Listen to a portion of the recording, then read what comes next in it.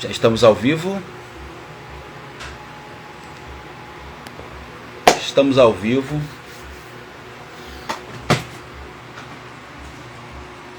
Vamos começar.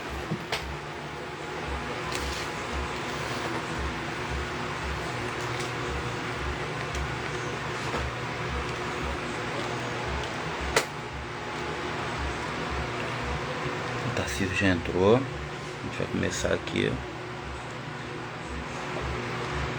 A gente vai entrevistar o candidato do PSOL à Prefeitura do Rio de Janeiro, Tarcísio Mota. Consegue entrar, difícil, já consegue aparecer. Não tá bom. Aparece comigo. Apareceu. Salve, salve! É porque é embaixo. Ah, Tarcísio. Olá, tudo bem? Você só não tá aparecendo para mim, mas eu tô até te escutando. Pra mim você tá aparecendo. Espera aí. Pra mim você tá aparecendo aqui. Deixa eu ver. Mas eu te escuto. Você me escuta bem? Deixa eu ver se agora. Tô te escutando. A imagem apareceu? Não. A imagem Não. apareceu? Não. Você quer que eu saia e entre de novo? Vou sair e vou entrar. Beleza.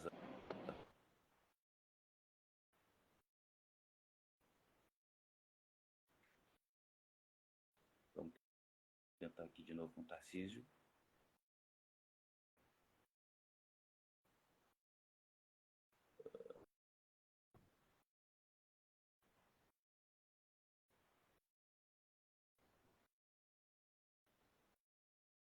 Vamos lá.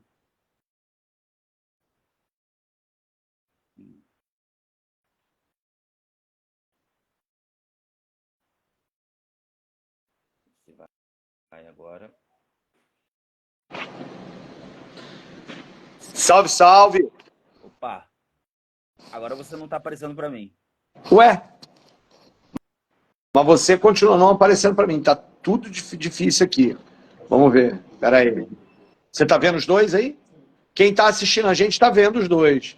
Então vamos fazer assim mesmo. Quem tá assistindo tá vendo os dois? Tem gente falando que sim? Acho que sim. Salve! Eu tô vendo os dois. Tá, todo mundo que tá assistindo tá vendo os dois. Então vamos fazer assim. Então vamos nessa. Vamos nessa. Vamos nessa. É assim mesmo. Coisas da internet. Meu Deus, o Leone tá aqui. Meu Deus. Beijo, Leone. Muito obrigado, viu, pela força que você tem dado. Maravilhoso, maravilhoso.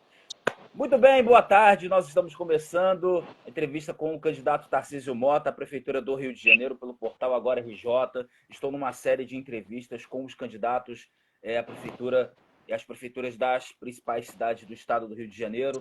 Na terça-feira eu entrevistei a Thalíria Petroni, candidata à Prefeitura de Niterói. Hoje eu entrevisto o Tarcísio Mota. Amanhã, ainda estou vendo a questão do horário, Marcelo Queiroz, e a partir das 17 horas também nesse horário, o Ciro Garcia, né? Já deixando claro, convidamos o candidato Eduardo Paz, mas ele por agenda não pôde aceitar. Ainda estamos vendo com Ramagem e Amorim, e a Carol Esponza deve ser na semana que vem. Tarcísio Mota, poxa, muito prazer conversar com você, muito prazer te entrevistar. Já queria há muito tempo entrevistar você, muito prazer. Eu que agradeço muito essa possibilidade. Boa tarde a todo mundo que está nos assistindo aí. É sempre bom poder estar no espaço aqui expondo as nossas ideias, as nossas propostas pro Rio de Janeiro. Muito obrigado pelo espaço. Parabéns ao Portal Agora RJ por fazer essa rodada de entrevistas, né? E a gente sabe que o Eduardo Paz não é exatamente falta de agenda, né? Ele não quer debater a cidade, ele está querendo que a campanha seja o mais fria possível, né? Porque ele não quer ser criticado, né, que a gente possa mostrar as contradições do seu governo. Mas nós seguimos e estamos em todos os debates aqui, todos os espaços de debate a gente está para poder conversar com o eleitor carioca. Perfeito, Tarcísio.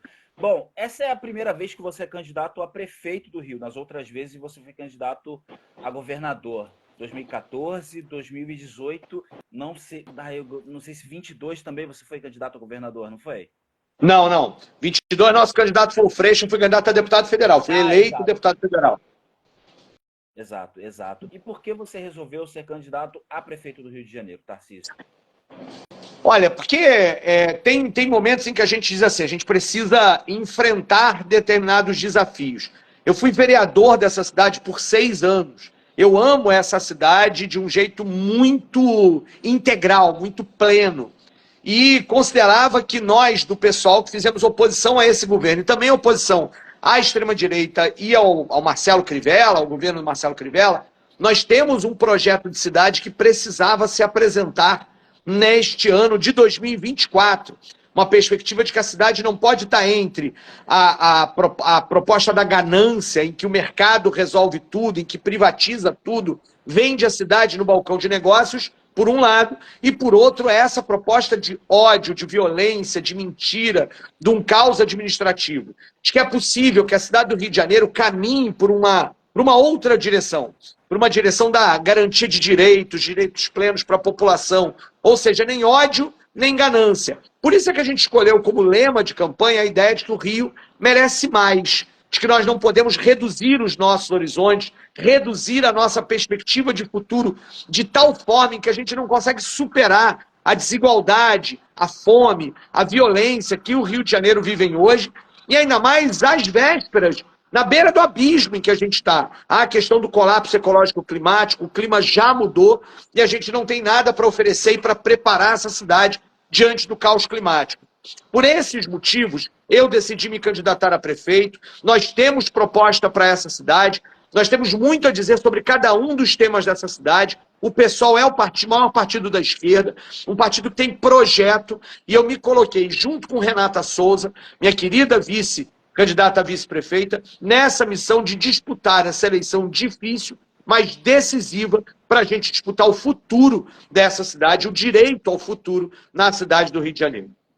Tarcísio, eu gostaria de saber, assim que você assumir a Prefeitura do Rio, caso seja eleito, qual seria a sua medida número 1? Olha, primeira coisa, a gente precisa fazer um grande mutirão da educação na cidade do Rio de Janeiro, e isso significa chamar todos os profissionais da educação e as comunidades escolares para organizar isso. Nós precisamos enfrentar o analfabetismo, nós precisamos garantir vaga de creche para todo mundo, e nós precisamos que todo mundo se orgulhe das suas escolas, né? Cada escola em cada canto desta cidade. Ao mesmo tempo, então essa é a primeira medida, é um chamado a essa ideia de um grande mutirão pela educação na cidade do Rio de Janeiro, em todos os seus níveis, entendendo todos os problemas de cada bairro, como é que a gente vai construir uma gestão democrática da escola pública na cidade do Rio de Janeiro e valorizar os seus profissionais de educação, os seus professores e os seus estudantes. Ao mesmo tempo, não dá mais para a gente conviver com a fome. Minha primeira medida será destinar recursos orçamentários para que a gente triplique o número de cozinhas comunitárias, para que a gente quintuplique o número de refeições distribuídas pelo programa Prato Feito e de que a gente inicie imediatamente a expansão dos restaurantes populares. E que a gente faça, a partir da Secretaria de Assistência Social, todos os cálculos necessários e a destinação orçamentária para complementar o Bolsa Família e fazer com que o Rio de Janeiro, que a gente enfrente a desigualdade. Então, o mutirão pela educação e o enfrentamento à fome e à miséria na cidade do Rio de Janeiro são minhas duas primeiras medidas e prioridades no primeiro ano de mandato. Muito importante esse tema que o senhor tocou. Até vi algumas pessoas pedindo para que o senhor fale sobre a sua trajetória, né? Você é professor do Pedro II já há muitos anos e tal. A sua trajetória na educação e como você vê a atual situação da gestão na Secretaria de Educação do Rio de Janeiro, né? O Renan Ferreirinha, né? Ele já vem de uma escola privatista, né? Da galera do Lema. Ele não pagou Fundeb, teve um ano, não soube administrar bem a questão dos servidores na época da pandemia, né? Como é que você vê essa gestão dele, né? Olha, vamos lá. Eu sou professor para falar um pouquinho da minha trajetória, né? Eu sou professor há quase 30 anos. Eu fui professor de redes particulares, de São Gonçalo, da rede particular no Rio de Janeiro. Depois, quando eu entrei, passei em concurso público, eu me tornei professor das redes públicas de Itaguaí, depois de Caxias, do Estado, e finalmente do Colégio Pedro II. sempre sendo professor de história. Cheguei a ser professor substituto na UF, professor de uma universidade privada em Niterói e outra em Caxias, mas eu sou professor de rede pública e, sobretudo, das redes de Duque de Caxias Estado e depois do Colégio Pedro II. Essa foi minha trajetória e professor de história. Bom, olha, a gestão da atual Secretaria Municipal de Educação é uma gestão, na minha opinião, autoritária e privatista, que não leva em consideração a perspectiva da gestão democrática e desrespeita professores e funcionários todos os dias nas escolas públicas. Ela apresenta projetos, e essa é uma característica das secretarias de educação do Eduardo Paes, de apresentar uma série de projetos que são empurrados de cima para baixo sobre cada escola da cidade, fazendo com que muitas vezes se vendam vários pacotes educacionais, fazendo com que muita gente ganhe dinheiro e que a educação de qualidade na cidade do Rio de Janeiro não aconteça. E mais do que isso, a prefeitura sempre está preocupada com os índices do IDEB e manipulando os resultados para fazer parecer que o IDEB está crescendo, que a qualidade da educação está crescendo junto com o IDEB. Então nós temos hoje no Rio de Janeiro uma situação de praticamente aprovação automática sem condições de que os alunos aprendam com qualidade. E o decisivo numa educação de qualidade que possa transformar a cidade é de que as crianças aprendam e que o professor tenha condições de ensinar e que o servidor, o funcionário da escola tenha condições de garantir e atuar para que o processo de ensino-aprendizagem ocorra em sua plenitude. Aliás, hoje é dia de aniversário do Paulo Freire. Viva Paulo Freire! Recentemente nós comemoramos o centenário do Paulo Freire e hoje, dia 19 de setembro, é o aniversário do Paulo Freire. Daqui a pouquinho nas nossas redes nós vamos lançar um vídeo muito bonito sobre o Paulo Freire, com o samba enredo que a gente compôs sobre o Paulo Freire. Recomendo todo mundo assistir e viva Paulo Freire. E aí, estou vendo aqui, inclusive, a Márcia falar isso, reativar os CIEPs em tempo integral. Nós acreditamos, mais do que o tempo integral, numa educação integral. A educação integral é mais do que o tempo. O que é a educação integral? Currículo diversificado, garantia de que o profissional da educação vai ter tempo de planejamento, de que a escola esteja conectada com a comunidade através da cultura, do esporte, do lazer. O CIEP incorporava muito desses elementos. Tinha lá, por exemplo, no CIEP a figura do chamado animador cultural, que hoje seria o articulador cultural. Ele faz cultura dentro da escola para levar até a comunidade e faz cultura e localiza a cultura produzida na comunidade para trazer para dentro da escola. Isso conecta a escola com o mundo à sua volta, faz a escola ter sentido para a comunidade e faz as crianças aprenderem mais. E com isso melhora a educação da qualidade. Muito importante o tema que o senhor tocou. Educação, agora eu vou para a saúde. Um dos grandes problemas da saúde, aí isso entra um pouco da minha opinião e é o que de muita gente diz também, que é a questão das OS. As OS se tornaram um grande problema no Rio de Janeiro, vide a casos de corrupção, e tudo mais, e entra uma gestão que defende o modelo das OS, E, inclusive, até privatizaram uma parte do Souza Aguiar, a falta de diálogo com os servidores, o não cumprimento da promessa do plano de cargos e salários de saúde, e sem falar nessa questão das OS, de contratos a empresas amigas do prefeito. Como é que o senhor vê isso? E qual o seu projeto e quais suas propostas para a saúde? Tá. Você me permite só falar uma coisinha antes que as pessoas continuem peraí que voltou aqui o negócio. Pronto. Eu estou lendo, sim, vocês falarem sobre a UERJ. Deixa eu falar rapidinho sobre isso, que as pessoas estão colocando ali. Eu estive por mais de 2 vezes na UERJ para tentar mediar uma solução para esse conflito lá existente. Estou contrário à posição da reitoria da reintegração de posse. É preciso revogar imediatamente a EDA da fome. É preciso retomar todos os programas de assistência estudantil na UERJ. Essa é a nossa posição pública. Há pessoas próximas ao nosso mandato acompanhando a situação na UERJ, nesse exato momento, e o tempo inteiro, meu papel foi agir na tentativa de conseguir com o governador Cláudio Castro recursos orçamentários para garantir isso e, ao mesmo tempo, repudiar a forma como a reitoria tem tratado essa situação. É preciso resolver um impasse, e o impasse se resolverá a partir da retomada dos auxílios e da revogação daquela EDA da fome. Essa é a nossa posição, a gente tem acompanhado, ok? Para as pessoas que estão aqui, né, estão acompanhando e ao mesmo tempo preocupadas com a situação da UERJ, a situação da UERJ também me preocupa todos os dias, é uma angústia que eu sinto, porque a gente não consegue resolver esta situação que lá está colocada. Eu apoiei os atuais reitores na última eleição que teve, mas hoje me coloco numa posição crítica à forma como eles têm tratado essa situação,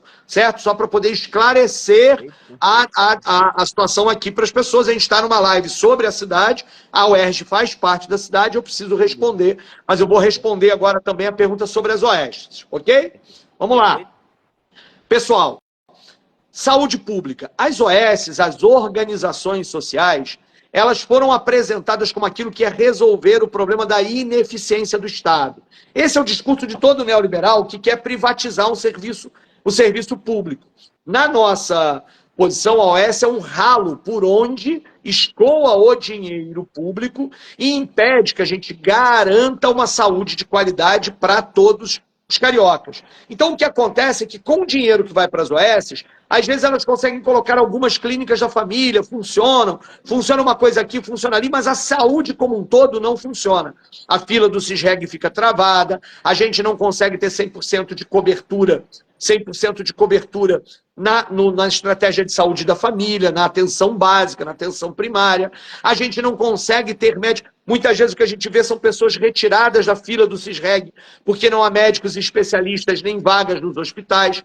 Tudo isso porque o dinheiro está indo para sustentar um tipo de empresa que, embora seja apresentada como não lucrativa, tem absorvido uma parte enorme do recurso público. Por isso, nós precisamos sair do modelo das OS e transitar novamente para o controle público da saúde pública e a valorização e o fortalecimento do SUS. É claro que a gente não pode fazer isso no primeiro dia de campanha. Há um processo de transição que tem que ser acompanhado com concurso público para o servidor da saúde, com concurso público para o agente comunitário de saúde, com plano de carreira para os profissionais da saúde pública, que é um PCCS da saúde, é uma promessa de longa data não cumprida por esse prefeito. E dessa forma, o prefeito, como gestor pleno do SUS, vai conseguir garantir, com sua autoridade, garantir saúde de qualidade para todo mundo. Saúde é direito e não mercadoria. Sem dúvida. Mudando para o transporte, como é que você vê a gestão atual da Secretaria de Transporte, né? Eles fizeram muitas parcerias com o governo federal, né, na questão do término das obras, do Transoeste, BRT, a obra que era para ter sido cumprida pelo Paes em 16, o Crivella não cumpriu, e agora o Paes, graças ao presidente Lula, cumpriu essa dos BRTs. Daí ainda fez outros empréstimos para poder sustentar essa questão do BRT. Como é que o senhor vê isso, a situação atual dos ônibus? E fizeram uma pergunta aqui também sobre o Jaé, né? Tem essa briga do Rio Card com o Jaé, a prefeitura implementou, mas o uso até agora ainda está em baixíssimo uso. Como é que o senhor vê essa questão? Olha, o Eduardo Paes gosta de parecer como aquele que soluciona os problemas que ele mesmo criou. E ele não soluciona nada. Quem lembrar aqui, puxar para a memória de 10 anos atrás, o BRT parecia a solução dos problemas e não foi. Ele rapidamente superlotou e colapsou. A gente está vivendo isso agora de novo, porque o transporte sobre rodas no Rio de Janeiro não vai resolver o problema da mobilidade urbana. Nesse ponto de vista, é claro que é preciso garantir que os BRTs continuem funcionando, mas se nós não fizermos a integração entre o ônibus e o transporte sobre trilhos, e não priorizarmos o transporte sobre trilho, nós não vamos resolver o problema de transporte no Rio de Janeiro. E aí que entra a questão, por exemplo, do cartão, do tal do já era, nunca foi, nem nunca será se continuar assim. É preciso que a gente tenha a integração, que o cidadão carioca possa pagar uma única passagem para todos os tipos de transporte no Rio de Janeiro e que com o dinheiro e a autoridade do município a gente melhore a qualidade do trem e com isso consiga escoar e fazer com que a população trafegue pela cidade com dignidade, conforto e tudo mais. Isso significa que a integração é um papel fundamental e, ao mesmo tempo, a diminuição do custo do preço do transporte. Por isso, a gente apresenta um projeto que é tarifa zero, ônibus de graça. É preciso chegar e colocar isso como horizonte e caminhar nesta direção. O nosso programa, que é o Sextou Carioca, começa com ônibus de graça no domingo, depois vai para o sábado, para a sexta, para chegar em toda a semana. Mas e por que ele começa assim? Para que a gente possa adaptar o sistema e atender a demanda que vai aumentar na medida em que o ônibus for de graça. E se a demanda aumenta, é porque há necessidade de transporte a direito. E já há dinheiro hoje. A prefeitura vai pagar de dinheiro público, em 2 anos, mais de 2 bilhões de reais para as empresas de ônibus da máfia dos transportes.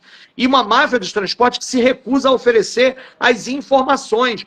Por isso a gente está pagando essas empresas sem nem ter tranquilidade para entender quais são os dados corretos. Por isso a gente apresenta a questão de uma empresa pública de transportes com implantação da tarifa zero para garantia de transporte para todo o carioca. E com integração, e isso precisa enfrentar a máfia. O problema é político, não é técnico. Enquanto os ônibus estiverem nas mãos desta máfia, que sempre controlaram o Eduardo Paes, o transporte no Rio de Janeiro não vai ter solução. Eu costumo dizer que tem o rabo preso, mas não, que tem o rabo de cavalo, né? Tem o rabo de cavalo, mas não tem o rabo preso com a máfia dos transportes. Enfrentei a máfia dos transportes na CPI dos ônibus e na prefeitura nós vamos acabar com a farra dessa máfia dos transportes e vamos garantir ônibus de graça, integração, transporte barato e acessível e de qualidade para o carioca. É uma briga, né, com as empresas de ônibus e com essa máfia, né, família barata e tudo mais. É uma briga que o senhor vai comprar. É possível a tarifa zero? É possível mesmo? É possível, gente. Olha, São Paulo já tem tarifa zero no domingo. Houve algum grande problema? Colapsou o sistema? Não, né? Então, em São Paulo, o ônibus já é gratuito aos domingos. É possível começar imediatamente, na nossa opinião, nos primeiros meses de governo, com ônibus de graça aos domingos. Isso nos permite entender como o sistema vai funcionar. Aí puxar para ser sábado e domingo, e depois sexta, sábado e domingo, sem grandes custos para isso. Se eu fosse pagar pelos dados da própria máfia hoje, ônibus de graça aos domingos no Rio de Janeiro custaria 132 milhões de reais. O governo, Eduardo Paes, gasta em publicidade, gastou em 2023 mais de 160 milhões de reais. O que o Eduardo Paes gasta em publicidade, a gente garante ônibus de graça para todo mundo, aos domingos. E isso é um elemento fundamental. Portanto, há dinheiro. E só para a empresa de ônibus já está indo mais de 2 bilhões de reais, sem nenhuma contrapartida. Então, eu não tenho nenhuma dúvida de que é possível tarifa zero, que não só é possível, é necessário e é urgente. Isso melhora a mobilidade, o trânsito das pessoas pela cidade, faz com que as pessoas tenham acesso à cidade e até a população em situação de rua. Há uma parcela da população em situação de rua, hoje no Rio de Janeiro, que mora na rua, que fica na rua, porque não tem dinheiro para voltar para casa, porque muitas vezes tem casa para isso, e não garante. Com passagem com tarifa zero, essa pessoa vai conseguir fazendo isso. Não, você tocou num ponto bom. Eu já comentei. Que aí eu vou dar uma visão. É de que é o seguinte, acho que o Eduardo Paes, ele tem uma grande sorte, essa questão da publicidade, ele tem uma grande sorte dos veículos de comunicação não fazerem oposição tão forte a ele e às vezes omitirem algumas coisas omitirem os erros, né, de sua administração, né? Principalmente o maior grupo de comunicação do Rio de Janeiro, e isso vem de muitos anos. Explica-se, né, essa facilidade que ele tem, esse trânsito que ele tem nos veículos de comunicação. Não sei se o senhor quer comentar sobre isso, mas também eu emendo com uma pergunta sobre a questão da situação dos moradores em situação de rua, né? No Rio de Janeiro, parece que nos últimos anos a situação aumentou muito, né? Vem da gestão Crivella, passando pela gestão Eduardo Paes e não melhora. Aí eles fazem um programa, né, que é o Seguir em Frente, mas que diz que vai resolver, tem matéria publicitária só elogiando o programa, mas não sei se resolveu alguma coisa.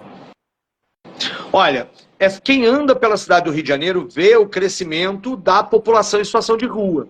e vê que essa população continua crescendo e não sendo atendida no seu direito.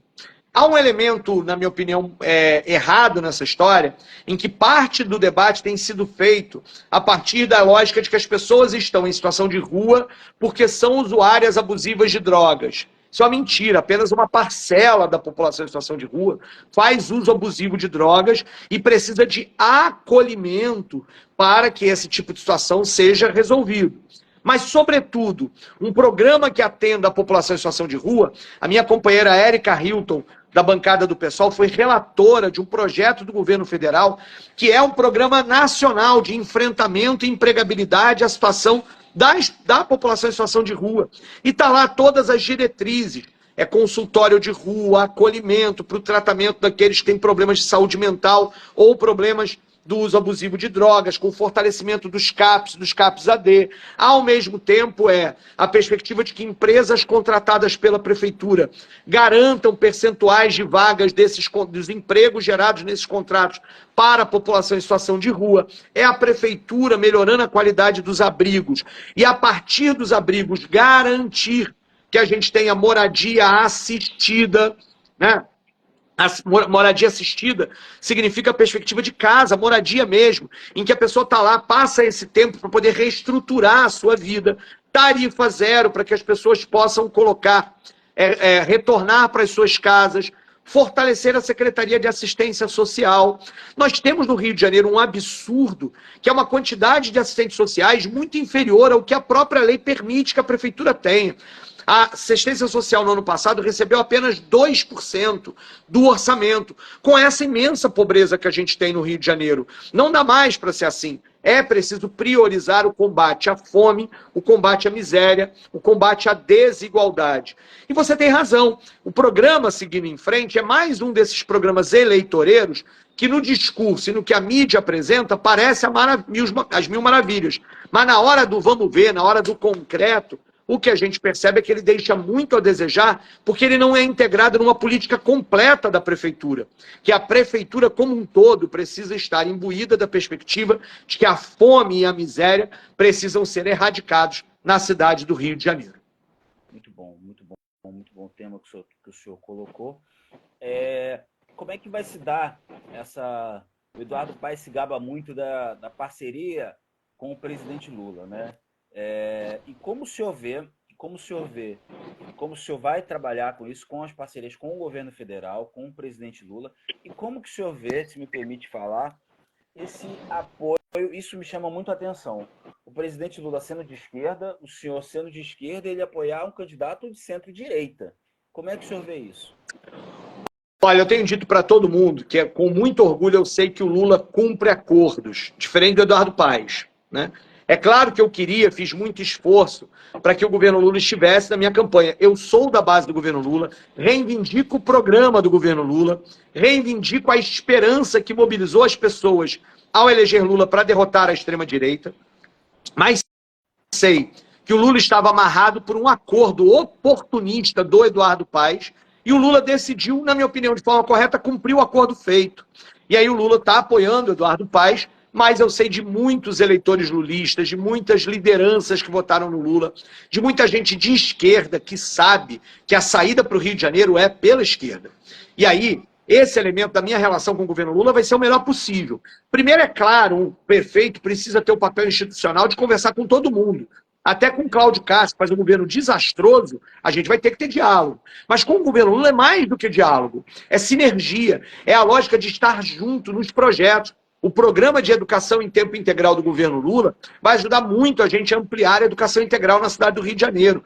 Os recursos que vêm para que a gente possa garantir vagas em creches federais serão importantes. Alguém aqui falava da verba do Fundeb. O ganho líquido do Fundeb da Prefeitura do Rio de Janeiro subiu R$1 bilhão em 2 anos. É muito dinheiro a mais que a Prefeitura tem recebido e que tem que ser feito em parceria com aquela lógica que o governo federal apresenta em investimento na valorização do profissional da educação, em concurso público. Alguém aqui falava do absurdo que a Prefeitura agora tem contrato temporário nas escolas municipais. Isso nunca aconteceu, agora aconteceu, é porque o prefeito Eduardo Paes odeia servidor público, odeia, persegue os servidores públicos. Nós não. Nós vamos garantir direitos, vamos garantir database, e isso tudo numa relação muito boa com o governo Lula, que é o governo que eu apoio, para que a gente possa garantir os direitos da população carioca. Ainda bem, o governo Lula tirou o Brasil do mapa, vai tirar o Brasil do mapa da fome, já está nesse caminho, rapidamente isso vai acontecer, nós vamos contribuir tirando, acabando com a fome, erradicando a fome na cidade do Rio de Janeiro. Tudo isso tem muito mais a ver com o que é o programa do governo Lula do que com o apoio formal que a gente poderia ter. Eu, com muito orgulho, sigo na base do governo Lula, essa campanha continua reivindicando.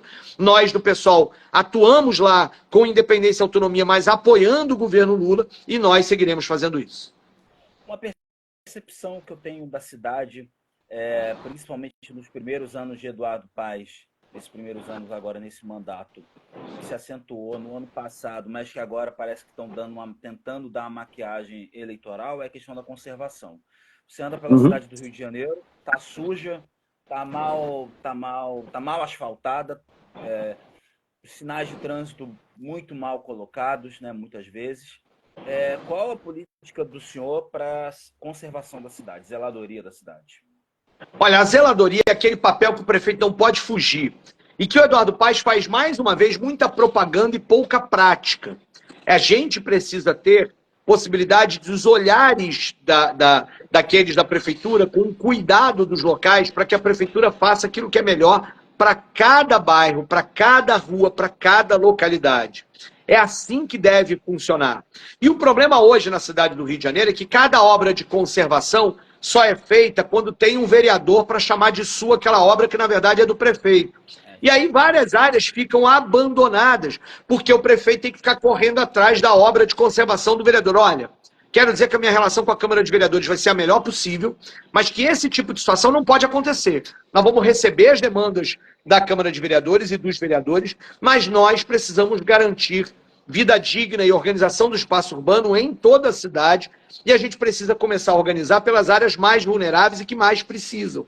Então, organizar as ruas, o asfaltamento, as calçadas, as praças, a perspectiva do recolhimento de lixo, isso não pode estar vinculado a uma lógica fisiológica de cada vereador que domina um determinado território na cidade. Isso é o que não pode acontecer.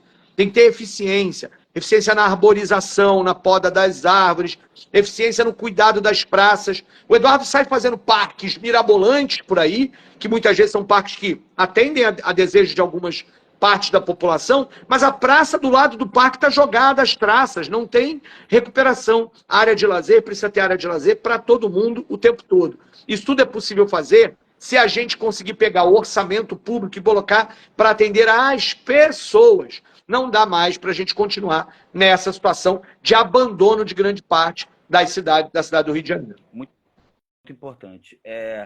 Você falou bem do abandono. Um dos sinais do abandono da cidade do Rio de Janeiro, eu sei que não é uma responsabilidade da Prefeitura do Rio, e sim do governo do Estado, é a questão da segurança. Todo dia a gente vê casos, a gente mostra aqui casos de assaltos, as pessoas se sentem inseguras na cidade do Rio de Janeiro. Como a Prefeitura pode ajudar, como a Prefeitura pode contribuir nessa questão? Primeiro eu queria dizer que é errado a gente dizer que a segurança não é responsabilidade da Prefeitura. Vou explicar por quê. O que não é responsabilidade da Prefeitura é o comando das polícias. A polícia militar e a polícia civil, elas estão sob controle e sob o comando do governador do estado do Rio de Janeiro. É isso. Mas segurança não é só polícia, né? Segurança é muito mais do que isso. Uma cidade mais segura é uma cidade mais livre, onde as pessoas andam livremente pela cidade. E quem administra o território da cidade é o prefeito. Então o prefeito precisa chamar para si a lógica da coordenação de uma política eficiente de segurança. Inteligência dá frutos muito melhores do que truculência. É o prefeito quem deve conduzir a elaboração de um plano municipal de segurança, de um plano municipal de redução da violência. Isso já é uma determinação legal, é obrigatório por lei ter isso. E o Rio de Janeiro não tem. O Eduardo Paes, para ser menos criticado nessa eleição, baixou lá um decreto com algumas diretrizes para um plano, mas não tem um plano. O plano vai dizer em que bairro da cidade acontece que tipo de crime, com mais frequência. para que o prefeito possa planejar que ações naquele território precisam acontecer e demandar do governo do estado, quando esse for o caso, a ação das polícias, civil e militar, em cada um dos territórios. E o prefeito vai poder agir, seja no ordenamento do espaço urbano, seja no sufocamento da renda do crime, seja na questão, né, da própria inteligência, agir para contribuir para esse processo, com o papel que lhe cabe. Agora, o prefeito tem que coordenar esse processo no território da cidade. De um lado, o Eduardo Paes se omite dessa história, diz que toda a responsabilidade é do governador, e do outro lado, o Ramagem finge que não é um afiliado político do Cláudio Castro, que tem papel decisivo porque é ele que comanda as polícias. Os dois estão errados. É o prefeito quem tem que coordenar, e nesta coordenação o governador tem que responder ao plano elaborado, inclusive com a participação das próprias forças de segurança e dos outros atores que atuam na cidade. Mas, por exemplo, a renda do crime organizado hoje, o dinheiro do crime organizado hoje no Rio de Janeiro vem de onde? Vem, às vezes, do mercado ilegal de terras, do mercado ilegal de transporte. Esses mercados são regulados pela prefeitura. É a prefeitura quem tem que oferecer casas para quem não tem, para tornar desinteressante o mercado de imóveis do tráfico e da milícia. É a prefeitura quem tem que regular o uso do solo urbano para impedir a grilagem de terras e a especulação imobiliária em áreas controladas por grupos militares. É a prefeitura quem tem que garantir transporte gratuito e de qualidade, que é a questão das vans, e impedir que, com isso, os grupos militares, os grupos de controle armado, continuem a tirar dali o seu dinheiro. E para isso, e assim eu fecho, não dá para ter aliança política com milicianos, com crime organizado. Esse é o problema. Por que esses grupos militarizados, por que esses grupos armados que controlam o território têm tanto poder econômico? Porque eles também têm poder político. E esse poder político é que eles são secretários, subsecretários, eles são aliados da atual prefeitura e eram aliados da prefeitura anterior e eram homenageados pelo bolsonarismo. Precisa romper politicamente com o crime organizado e ter mais uma vez que enfrentar os poderosos do crime organizado. Hoje a nossa política de segurança é ineficiente, é cara, ela só mata corpo de preto todo dia e não resolve nada. Não resolve nem mesmo a questão do uso abusivo das drogas ou da dependência química de muitas pessoas, que é o sofrimento de muitas famílias. Na verdade, a política de segurança não resolve nada. Ela só dá mais dinheiro e mais lucro para quem continua na ilegalidade, nos tráficos, nos comércios ilegais de uma série de mercadorias e, ao mesmo tempo, dá dinheiro para a indústria armamentista que continua vendendo arma, seja ilegalmente, seja legalmente, e ganhando dinheiro com isso. E, ao mesmo tempo, provocando medo nas pessoas. Medo que leva os votos para a extrema-direita, que continua a alimentar esse medo para que o medo alimente os votos. Nós, é só a esquerda, que vai poder romper com esta engrenagem de guerra, essa engrenagem de guerra e ódio, que não leva, que só mata pobre preto todo dia, que enxuga gelo enquanto derrama sangue, não resolve nada e mata muita gente. Deixa eu fazer 3 perguntinhas antes para o senhor, antes da gente encerrar. Primeira, entrando nessa questão, uma das lógicas da gestão Eduardo Paes é o confronto sempre com os camelôs, os trabalhadores ambulantes, né? A gente vê aí eles fizeram toda uma publicidade sobre essa questão da feira de Acari e tudo mais, e sobre a questão da Uruguaiana, falando que é tudo desorganizado, e nisso se combate também a quem está precisando trabalhar, camelôs e tudo mais. É uma repetição daquele famigerado choque de ordem que tivemos na outra gestão dele. Como é que o senhor vê isso? E como é que o senhor vê isso, a princípio? Olha, camelô é um assunto para a Secretaria de Trabalho, Emprego e Renda, e não uma situação para ser resolvida com um cacetete da Guarda Municipal. As pessoas saem todos os dias de sua casa para trabalhar e ganhar o pão de cada dia, suado, e ainda tem que enfrentar uma Guarda Municipal que foi reduzida ao papel de vilã de camelô. Isso tem que parar. É possível. O camelô sempre foi uma realidade na cidade do Rio de Janeiro. Desde tempos imemoriais há camelôs, há vendedores ambulantes na cidade do Rio de Janeiro. E eles prestam um serviço enorme. É provável que o carregador de celular que eu acabei de conectar aqui no celular para continuar na live tenha sido comprado no comércio informal, no comércio ambulante, né? Portanto, a nossa questão é organizar e garantir o trabalho. E garantir a organização da cidade e a organização do trabalho de todo mundo que quer trabalhar na cidade do Rio de Janeiro. Esse é o X da questão.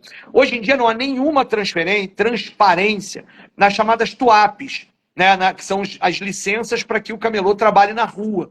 Quantas licenças são por cada bairro, qual é a fila, como é que decide, como é que faz para que essas licenças... Não há transparência, não há participação. Ao mesmo tempo, você tem áreas da cidade em que o prefeito vem e reprime todo mundo, e outras áreas em que está tudo desorganizado, porque não há nenhuma presença do poder público. Portanto, a participação, com a participação dos próprios trabalhadores ambulantes e da sociedade civil, para a organização do espaço, para que todo mundo que queira trabalhar possa trabalhar com dignidade e que a gente possa organizar a cidade, é a saída para que a gente possa pensar a questão do trabalho ambulante dos camelôs na cidade do Rio de Janeiro. Duas perguntas para fechar, eu sei que você está com o tempo corrido. Sua política para a cultura e também o seguinte, né? A gente cobre, eu adoro, eu gosto muito de carnaval, a gente cobre carnaval já há alguns anos. E muita gente do carnaval ficou chateada com o senhor, porque teve no carnaval da pandemia, o senhor foi contra, né, a realização do carnaval em fevereiro, né, de 2022, né, seguindo essa questão. E como o senhor lida com essa questão, né, você vendo muitos deles apoiando o Eduardo Paes, sabe-se lá por quê? Olha, E como é que o senhor vai lidar com o carnaval e com as escolas de samba? vamos lá, rapidinho para a gente poder explicar essa situação. Primeiro, é preciso lembrar que eu, durante 6 anos, presidi uma comissão especial de carnaval e defendi o carnaval nesses 6 anos. Quando lá o governo Crivella queria cortar a verba que ia para as escolas de samba, era eu que estava na Câmara de Vereadores e desmascarando o Crivella, que tentou dizer que o dinheiro que ia para as escolas de samba ia comprar merenda de qualidade para as crianças na creche. Aquela mentira. Era eu que estava lá defendendo as escolas de samba, junto, inclusive, com todo mundo do samba. Portanto, é preciso que as pessoas lembrem desse contexto como um todo. Fizemos recomendações à prefeitura que eu me orgulho muito de cada uma delas. Na pandemia, o que a gente pediu, e aí houve todo um conjunto de mal-entendidos sobre isso, o que a gente disse era que o critério que fosse usado para o carnaval da avenida teria que ser utilizado também para o carnaval de rua. Houve um momento em que Eduardo Paes proibiu o carnaval de rua, em que liberava o carnaval da avenida. E foi aí que nós dissemos mas qual é a sustentação científica para liberar um carnaval e proibir o outro? Naquele momento, o Eduardo Paes estava jogando para a galera e não discutindo de fato com as pessoas. Mas aí houve todo um sentido de um mal entendido que as pessoas tentaram para tentar, né, proteger o prefeito, e aí me atacaram nas redes. E eu quero dizer claramente sobre isso. A pandemia foi um momento muito difícil para todo mundo. Todos nós tínhamos preocupações enormes sobre a questão dos efeitos da pandemia no carnaval, na hora das aglomerações. E o que nós exigíamos é que os critérios fossem claros e objetivos, e não políticos e eleitoreiros. E esse é o elemento que, de fato, pode ter incomodado parte das pessoas. Agora, eu também sei de muita gente do mundo do samba que embarcou nessa história de forma... foi enganada pelas pessoas, que diziam que eu estava querendo proibir o carnaval, quando nunca fiz isso. O que a gente dizia era o critério a ser utilizado para um carnaval precisava ser utilizado para o outro. Havia muito debate a ser feito e nós queríamos apenas o debate. O prefeito apareceu, anunciou uma coisa, depois anunciou outra, depois anunciou uma terceira. E no final, né, a gente conseguiu ver que o carnaval podia ter acontecido em todos os lugares, da mesma forma.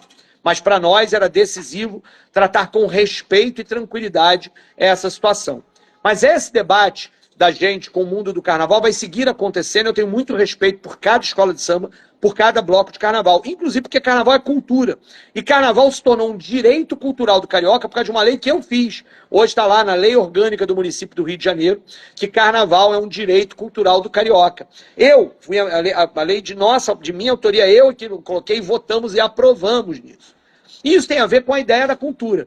Nós defendemos primeiro o Plano Municipal de Cultura que a gente ajudou a fazer, que o Eduardo Paes não mandou para a Câmara, tem que ser para a Câmara imediatamente, tem que ser muito rapidamente, com 2% do orçamento para a cultura e com garantia de espalhar pontos de cultura pela cidade inteira. Transformar, inclusive, cada escola de samba, não só do grupo especial, mas dos grupos de acesso A, B, C, D e E, em pontos de cultura e memória em cada uma das comunidades. E os blocos tradicionais também nesse processo. Com isso, você fomenta o carnaval, fomenta a cultura, garante cultura para a cidade toda. E cultura na cidade vai além do carnaval. É a roda de rima, a roda de rap, é a literatura, é o teatro, é a artes plásticas, é a arte pública. Tudo isso é fundamental para a cidade do Rio de Janeiro. o senhor pretende continuar com a obra da Fábrica do Samba, né? Aquela cidade do Sim, Samba da 2. questão da lógica da cidade do samba para os grupos de acesso, claro. Uhum. Perfeito. Tem uma pergunta que tem um amigo aqui fazendo, já tem bastante tempo, eu não sei se cabe como prefeito. Qual a sua opinião sobre a estação da Gávea do metrô e a retomada do projeto original da linha 2? Então, aqui, na verdade, é sobre metrô. De fato, o prefeito tem que exigir que o governo do estado, na licitação, no contrato, garanta a conclusão da linha original da linha 2. E são duas obras fundamentais nesse caso. A primeira delas é a separação definitiva da linha 1 e da linha 2, com os pontos de integração, é óbvio. Isso significa construir o trecho que vai do Estácio de Sá à Carioca. Isso faz com que as duas linhas transitem novamente em trilhos separados, aumenta a capacidade do metrô. E o segundo ponto dessa questão é terminar a estação da Gávea. Aquilo ali na Gávea é um escândalo ter feito aquela estação, ter deixado aquilo do jeito que está, ter alagado aquela estação, e hoje é um risco enorme sobre isso. E é a partir da estação Gávea que a gente pode completar a ideia de que a linha 1 seja uma linha circular, que ela possa se conectar com a linha Uruguai na Tijuca e com isso fazer uma linha circular. Sem aquela estação a gente não consegue fazer isso. Isso recupera a perspectiva de um metrô em que você tem uma linha 1 circular e as outras linhas saem dessa parte circular. Com isso, você melhora o fluxo de passageiros de um lado para o outro, aumenta a capacidade do metrô e ainda atende outros bairros que hoje não tem. O metrô do Rio de Janeiro é uma vergonha. Vergonha, é uma tripa, uma linha reta, não existe isso em lugar nenhum do mundo. Ah, o prefeito não pode fazer? A prefeitura hoje investe uma grana brutal no sistema de transporte sobre rodas, no BRT, e ela poderia muito bem estar utilizando parte desses recursos para garantir, em convênio com o governo do estado, as melhorias que o metrô e o trem precisam ter para que a integração resolva o problema da mobilidade. O prefeito age para garantir a vida do carioca, e isso é necessário, muitas vezes, com autoridade diante do governo do estado também. Tarcísio, quero muito te agradecer. Por mim, eu ficava 2 horas conversando com você. A gente vai marcar futuramente. Sei que você está com o tempo corrido. Eu quero muito, muito, muito te agradecer ao seu tempo, a você estar presente aqui, nos prestigiar o jornalismo independente, né? Fora das grandes corporações. Eu quero muito te agradecer tá aqui mais uma vez, tá bom? Eu é que agradeço. Aproveito para chamar todo mundo. Estou correndo assim, porque daqui a pouco eu estou indo lá para o ato na Associação Brasileira de Imprensa, na ABI, Glauber Fica. Chamar todo mundo para estar nesse ato, lá para defender o mandato do Glauber Braga, do companheiro Glauber que está sendo perseguido pelo Arthur Lira, e aproveitar para chamar todo mundo que gosta aqui da nossa campanha, na segunda-feira, dia 23, às 18 horas, no centro da cidade, na Avenida México, número 148, nós vamos fazer uma plenária de organização da reta final da nossa campanha. Então, se você quer, eu vou estar lá, vamos estar olho no olho, conversando sobre quais são as estratégias, como é que a gente se organiza para a reta final da campanha. Segunda-feira, dia 23, 18 horas, Avenida México 148. E agorinha, daqui a pouquinho, a partir das 18 horas, na ABI, nós vamos estar lá no ato Glauber Fica. Vamos que vamos, muito obrigado, até a próxima. E no dia 6 de outubro, vote 50 para prefeito e vote 50 para vereador. Escolha na chapa do pessoal Rede, aquele vereador, aquela vereadora que mais te representa e vote sem medo para que a gente tenha uma bancada de luta na Câmara de Vereadores. Um grande abraço, beijo para todo mundo. Valeu, Tarcísio. Muito obrigado. Valeu. Você sai daqui, né? Você sai. Dá pra sair, né? Mentira. Ele saiu. Ele sai. Como é que faz? Já saiu. Como é que a gente sai? Acho que ele saiu, né? Ele já saiu. Bom, gente, é isso. Encerramos aqui a entrevista com o Tarcísio Mota. Foi muito bom, né? Bom para esclarecer os pontos as propostas do candidato, né? A live vai ficar disponível aqui no perfil do Portal Agora RJ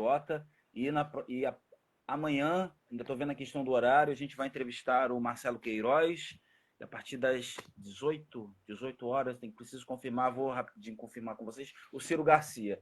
Na segunda-feira eu estou vendo a Thalita Galhardo, na próxima semana também Carol Esponza, Ramagem e Rodrigo Amorim. Eduardo Paes não pôde participar.